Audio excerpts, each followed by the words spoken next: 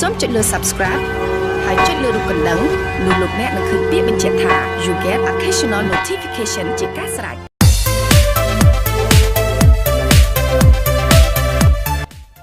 បាទសួស្តីអ្នកទស្សនាវីដេអូនេះទាំងអស់ទីគោរពរាប់អានថ្ងៃនេះខ្ញុំសូមធ្វើការបង្ហាញនៅកម្មវិធីមួយដែលយើងអាចដាក់ Subtitle បានដោយយ៉ាងងាយមិនចាំបាច់មានកុំព្យូទ័រទេគឺយើងធ្វើតាមរយៈទូរស័ព្ទដៃហើយកម្មវិធីនេះគឺដាក់បានតែវីដេអូដែលយើងបង្កើតថ្មីតែប៉ុណ្ណោះវីដេអូកម្មវិធីនេះគឺកម្មវិធី Plotagon អញ្ចឹងយើងចូលទៅក្នុងកម្មវិធីតែម្ដងអញ្ចឹងថ្ងៃនេះខ្ញុំចង់បង្ហាញអំពីរបៀបនៃការអត្ថបទដែលយើងដាក់ឲ្យតួអង្គនិយាយគឺយើងកាយដឹកដូចខ្លះគឺយើងមានពីររបៀបទី1គឺយើងអាចសរសេរណាយើងអាចសរសេរផ្ទាល់នៅលើទូរស័ព្ទដៃហ្នឹងតែម្ដង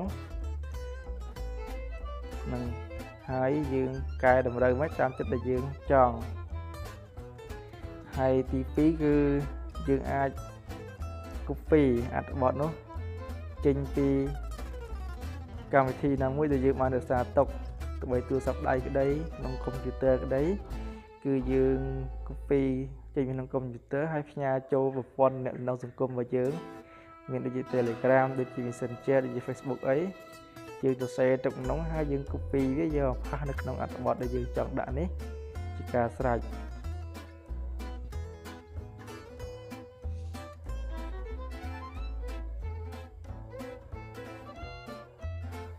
ឥឡូវយើងចូលដល់របៀបទី1ក្នុងការដាក់អត្ថបទគឺយើងសរសេរដោយដៃផ្ទាល់អញ្ចឹងប្រហែលជាយើងសរសេរទៅមានការយឺតយើងមើលទៅណាព្រោះយើងអត្ថបទជាភាសាអង់គ្លេសហើយសូមបញ្ជាក់ផងដែរកម្មវិធីនេះគឺវាស្គាល់តែអត្ថបទដែលជាភាសាអង់គ្លេសចំណែកឯជាភាសាខ្មែរគឺអត់ស្គាល់ទេសរសេរបានតែវាអត់អានកើតទេវាអត់ចេះអានភាសាខ្មែរទេហើយសូមបញ្ជាក់ផងដែរបន្ទាប់ពីយើងសរសេរហើយយើងថយក្រោយយើងចុចប៊ូតុងថយក្រោយអ្វីដែលយើងបានសរសេរមិញគឺវា save auto អញ្ចឹងមុននឹងយើងថយក្រោយសូមយើងមើលអត្ថបទយើងឲ្យច្បាស់ថាយើង save ត្រឹមត្រូវហើយឬនៅតែបើសិនបើយើងជិលតែខុសហើយថយក្រោយហើយវា save ជាប់អញ្ចឹងយើងអាចចូលទៅកែសារជាថ្មីបានអត់បញ្ហាអីទេហើយកម្មវិធីនេះទោះបីមានអ៊ីនធឺណិតក៏បានអត់អ៊ីនធឺណិតក៏បានបើសិនជាយើងអត់អ៊ីនធឺណិតទេតោះយើង download តួអង្គឲ្យទុកឲ្យអស់បង្កើតឲ្យអស់នឹងយើងមិនបាច់មានអ៊ីនធឺណិតក៏បានដែរតែបើយើងចូលថ្មីតែម្ដងមិនទាន់មានតួអង្គអីទេយើងត្រូវការអ៊ីនធឺណិតដើម្បី download សម្ភារៈមួយចំនួនដើម្បីពេញតួអង្គមានដូចជាសម្លៀកបំពាក់ខោអាវអីជាដើមហើយដែលជើងឬក៏ពណ៌សក់ពណ៌អីយើងត្រូវការ download ទុកអញ្ចឹងយើងមើលទៅរបៀបនេះគឺយើងសរសេរបាទអញ្ចឹងយើងសរសេរដោយដៃរៀងយឺតអញ្ចឹងយើងមើលទៅរបៀបទី2របៀបទី2គឺយើងបែប copy អត្ថបទដាក់បញ្ចូលតែម្ដង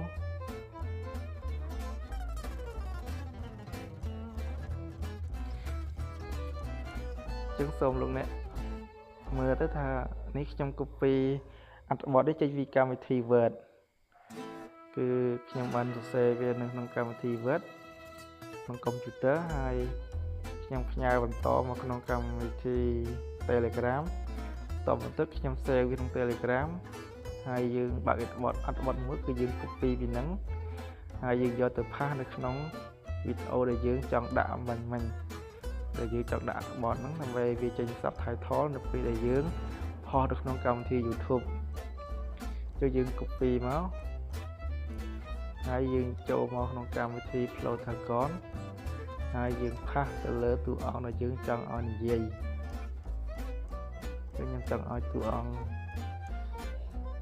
ច្រើននិយាយយើងចុចប៊ូតុងផាសមកវាលោតមកហើយបាទ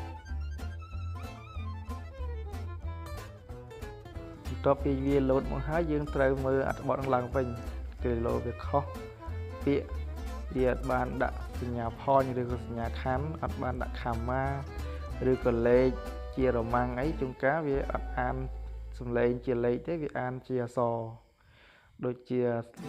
អាយរម៉ាំងមន់វាអត់អានមន់ទេវាអានអាយរម៉ាំង5វាអត់អានហ្វាយទេវាអាន V អញ្ចឹងជាដើមអញ្ចឹងយើងគួរតែកែវាដាក់ទៅជាលេខថងលេខរម៉ាំងយើងគួរដាក់វាជាលេខសកលទៅដើម្បីវាស្គាល់នឹងហើយត្រួតពិនិត្យមើលចំណងជើងធំអីយើងគួរតែក្បៀសឬគួរតែខណ្ឌដើម្បីឲ្យវាអានហើយវាដកដង្ហើមទៅតាមប្រយោគយើងបើសិនយើងសេជាប់គ្នាដោយមិនបានដក clear ឬក៏ដាក់សញ្ញា point សញ្ញាខណ្ឌសញ្ញាចុចមួយទេអញ្ចឹងវាអានទៅទាំងអស់ទាំងចំណងជើងទាំងអត្ថបទវាចូលគ្នាអញ្ចឹងអាចអ្នកស្ដាប់ហ្នឹងអត់សូវយល់ឬក៏ស្ដាប់អត់សូវបានគឺយើងសេអត្ថបទដោយអត្ថបទចំណងជើងភាសាខ្មែរដែរគឺចំណងជើងយើងដាក់មួយដុំទៅហើយខណ្ឌមួយទៅហើយចុះបន្តទៀតមកហើយសូមបញ្ជាក់ផងដែរថាកម្មវិធីសរសេរនេះគឺវាអត់មាន enter ចុះមកក្រោមបានទេគឺសេតទៅរហូតបើយើង enter គឺវាអត់ឲ្យទេអញ្ចឹងមើលអត្ថបទបង្ហាញនេះគឺសេតទៅរហូតអញ្ចឹងគឺយើងចង់ឲ្យវាដក clear ក្នុងការវានិយាយយើងគាត់ចុចសញ្ញាខណ្ឌ point ហ្នឹងឬក៏ក្បៀសទៅវាជាការស្រេចអញ្ចឹងបន្ទាប់ពីយើងដាក់អត្ថបទហើយយើងចង់ឲ្យតួអង្គនិយាយសាកអញ្ចឹងយើងឲ្យតួអង្គ play សាកទៅ Section IV Publicity Article 14. The employer must keep at least one copy of the labor law at the disposal of his workers and, in particular,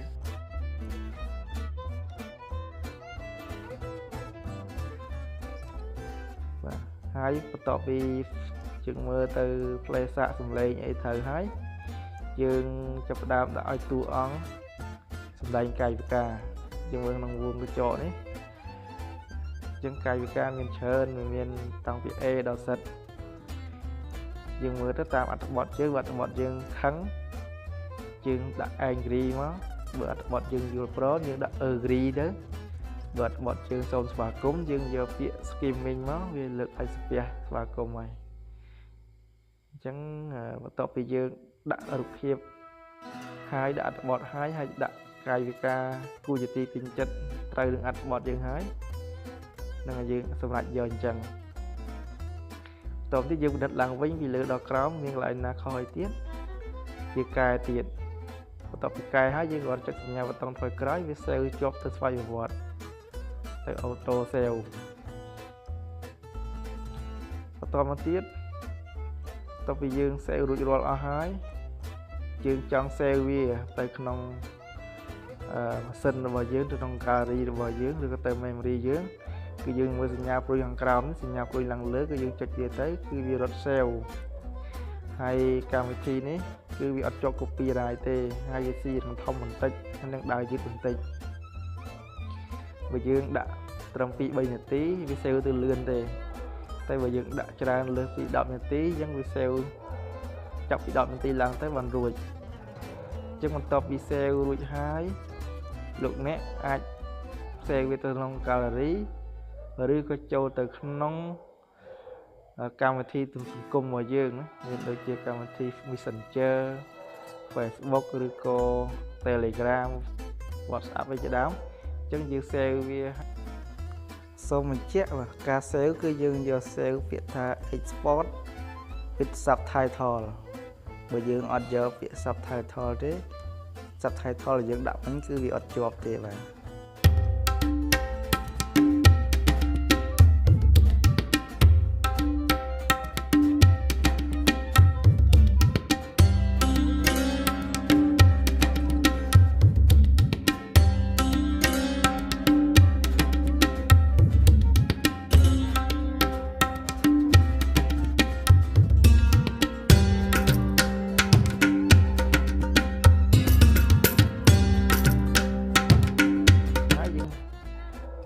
វាសួរ save ទៅណាអញ្ចឹងយើង save ទៅក្នុងកម្មវិធីទាំងអស់ហ្នឹងទៅនៅពេលដែលវាដើរពេញគឺយើង save ចូលក្នុង gallery យើងជាការស្រេចហើយមួយទៀតយើងអាច save ចូលទៅក្នុងកម្មវិធីកាត់តវីដេអូរបស់យើងតែម្ដងក៏បានដែរអញ្ចឹងបងប្អូនយើងមានកម្មវិធី KineMaster ចូល KineMaster ទៅមានកម្មវិធីអីផ្សេងទៀតដែលយើងកាត់វីដេអូយើងបញ្ចូលទៅក្នុងហ្នឹងទៅ ហើយយើង share វាទុកឬក៏ Hey guys, subscribe and press the bell icon to never miss a video from Hello, brother and sister. I am here. គឺច្បាស់តែបើយើងចូលទៅក្នុងសង្គមហើយវាទូជាមុនពលឺវាក្រោយជាមុនបន្តិចហ្នឹងអញ្ចឹងយើងមើលក្នុងរូបភាពបង្ហាញនេះគឺវាដើរទៅហើយអញ្ចឹងបន្ទាប់ពីយើងរួចហើយយើងអាចយកវាតេស្តសាកសំឡេងមើលតើពេញចិត្តអត់ How do you do? Now I am telling you about member of committee that approves this law below. 1. Mr. Meev Chung, Chief of Cabinet. ថយសំឡេងក្នុងកម្មវិធីកាត់តទៀតឬក៏យើងបញ្ចូលបន្ថែមនៅសំនៀងដែលយើងចង់និយាយបន្ថែមតរូបភាពអត្ថបទត្រូវគ្នាអស់ហើយយើង save ឬក៏ export វាចេញពីកម្មវិធីកាត់វីដេអូពេលដាន់រួចចប់បានណាយើងអាចយកវីដេអូនោះទៅផុសក្នុង YouTube បានឬក៏បង្ហោះក្នុងកម្មវិធីសង្គមផ្សេងៗដែលយើងរកលុយជាមួយវាបានដោយមានជាប់ subtitle ហើយអញ្ចឹងសូមអរគុណសម្រាប់ការតាមដានទស្សនាកម្មវិធីនេះតាំងពីដើមដល់ចប់ហើយកម្មវិធីលើកក្រោយខ្ញុំនឹងបង្ហាញអ្នកបន្តទៀតទៅនឹងកម្មវិធីកាត់តវីដេអូធ្វើយ៉ាងណាដើម្បីឲ្យវាឃើញ Full HD ហើយធ្វើយ៉ាងណាដើម្បីឲ្យមានពន្លឺច្បាស់សំឡេងច្បាស់និងមិនមានការព្រិលសូមអរគុណសូមជម្រាបលា